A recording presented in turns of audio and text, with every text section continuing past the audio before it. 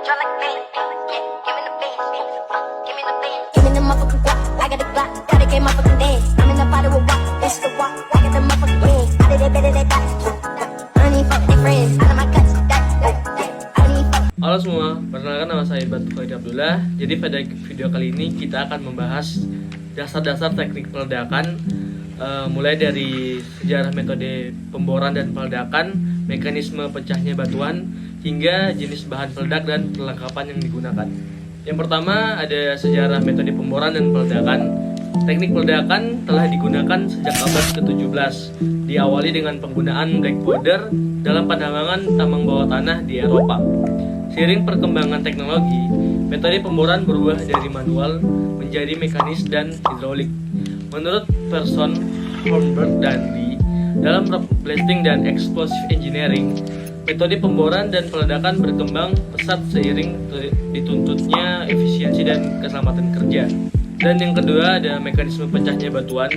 Ketika bahan peledak meledak, ia menghasilkan tekanan gas yang sangat tinggi. Gelombang kejut dari ledakan ini menyebabkan retakan pada batuan.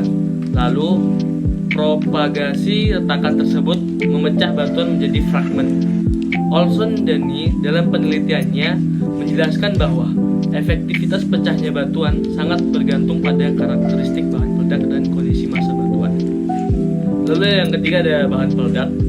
Karakteristik dan pemilihan bahan peledak memiliki beberapa karakteristik penting, seperti kecepatan detonasi, densitas, sensitivitas, energi ledakan.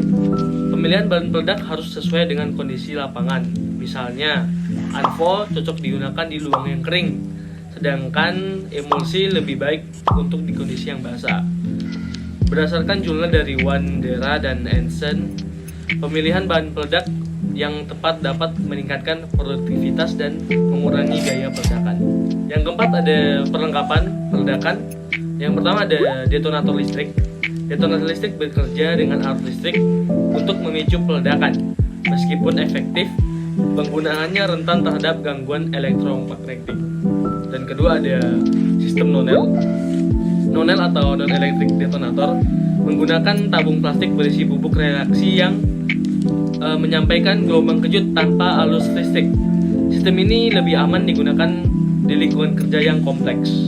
Dino Nobel menyebutkan bahwa nonel lebih stabil dan mengurangi resiko kecelakaan akibat korsleting. Dan yang ketiga ada waktu tunda atau delay time. Waktu tunda yang digunakan untuk mengatur urutan ledakan antar lubang bor. Hal ini membantu mengontrol arah ledakan, mengurangi getaran tanah, dan menghasilkan fragmentasi yang lebih baik. Dan yang terakhir ada primer dan booster.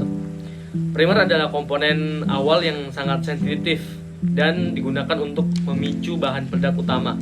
Booster seperti Trojan, Spartan, dan Dino Nobel berfungsi memperkuat ledakan dari primer agar bahan peledak utama dapat meledak dengan sempurna. Kombinasi primer dan booster sangat penting untuk menjamin keberhasilan dan keamanan proses ledakan.